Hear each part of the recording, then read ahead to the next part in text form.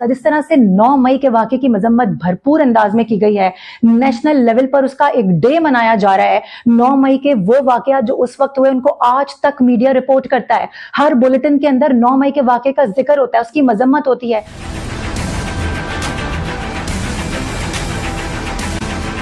अस्सलामु अलैकुम।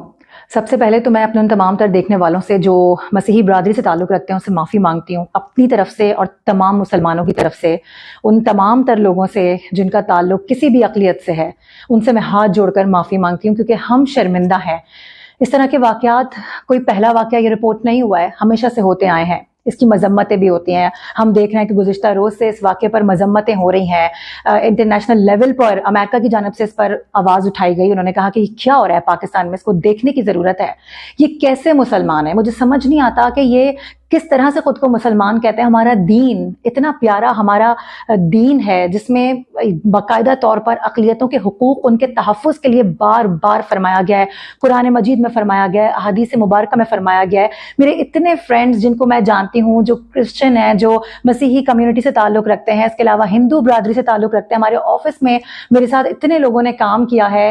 इतने मासूम, इतने अच्छे लोग होते हैं, कभी किसी मामले में दखल अंदाजी नहीं करते, इज्जत आपको देते हैं। उनकी शक्लें कभी आप देखें, उनके चेहरों पर देखें, उनके चेहरों पर हमारे लिए एक खौफ होता है। वो हमसे डरते हैं, हमसे बात करते हुए डरते हैं। कभी उनके यहाँ कोई किसी किस्म का इवेंट होता है तो हमें इन्विटेशन देते हुए कतराते हैं। वो खास तौर पर मैं अगर अपनी हिंदू बरादरी और मसीही बरादरी के हवाले से बात करूं, इतने लोगों के साथ मैंने काम किया है, हमारे लिए बहुत ज़्यादा मोतबर हैं वो तमाम लोग। मेरी इतनी फ्रेंड्स कॉलेज की जिनके साथ बड़ा अच्छा टाइम गुजरा, और बहुत ही नाइस लोग होते हैं, किसी के लेने देने में नहीं होते हैं। उनके साथ ऐसा करते हैं, वो भी अल्लाह रसूल के नाम पर।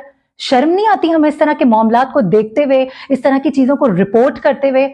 सर शर्म से झुक गए हमारे, क्योंकि ये कोई पहला वाक़या नहीं है अपनी नौयत का। जिस तरह से 9 मई के वाक़े की मजम्मत भरपूर अंदाज में की गई है, नेशनल लेवल पर उसका एक डे मनाया जा रहा है। 9 मई के वो वाक़या जो उस वक्त हुए उनको आज तक मीडिया रिपोर्ट करता है। हर बुलेटिन के अंदर 9 मई के वाक़े का जिक्र होता है, उसकी मजम्मत होती है। उनके जितने भी किरदार थे उनको कैफर किरदार तक पहुंचाने का अज़्म दोहराया जाता है। इतने लोग उसमें गिरफ्तार हुए हैं, जिसमें बहुत से मासूम शहरी भी गिरफ्तार हुए हैं। हम इस तरह के वाक़यात पे क्यों कोई स्टेप नहीं लेते? अल्लाह अकबर का नारा लगाते हुए हम इस तरह के काम करते हैं, हमें शर्म नहीं आती? जितने भी उनके चर्चेस बने हुए थे उनको मलिया मेट कर रहे हैं, जो आसपास उनके कब्रिस्तान थे उनकी दीवारें गिराई जा रही हैं। कोई शर्म होती है, किसी किस्म की कोई हया होती है? आप किस तरह से अल्लाह रसूल का नाम लेकर इस तरह का घिनौना फेल कर सकते हैं?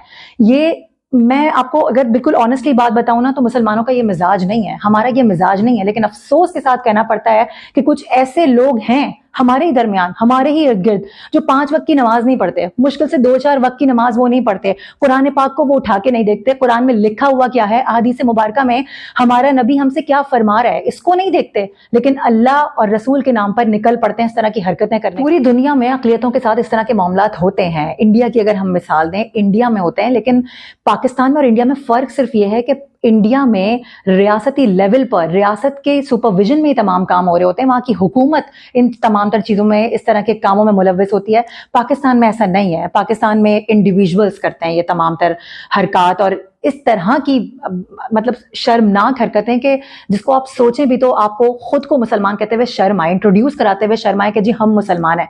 मुसलमानों की ये तालीम तो नहीं है। अल्लाह ने, नबी ने हमें इस तरह की तालीमात तो नहीं दी हैं। हमें तो अक़लियतों के हुकूक पर कितना बारहा बोला गया है। हुज्जतुल विदा में नबी सल्लल्लाहु अलैहि वसल्लम ने बार बार कहा, किसी अरबी को अजमी पर, अजमी को अरबी पर फौकियत नहीं है। इसके अलावा अल्लाह ताला ने बारहा कुरान मजीद में फरमाया है कि किस तरह से हमें आसपास के लोगों का ख्याल रखना है, जो हमारे यहाँ अक़लियती बहन भाई हैं, जो अक़लियती कम्युनिटीज़ हैं, उनका हमें किस तरह से ख्याल रखना है।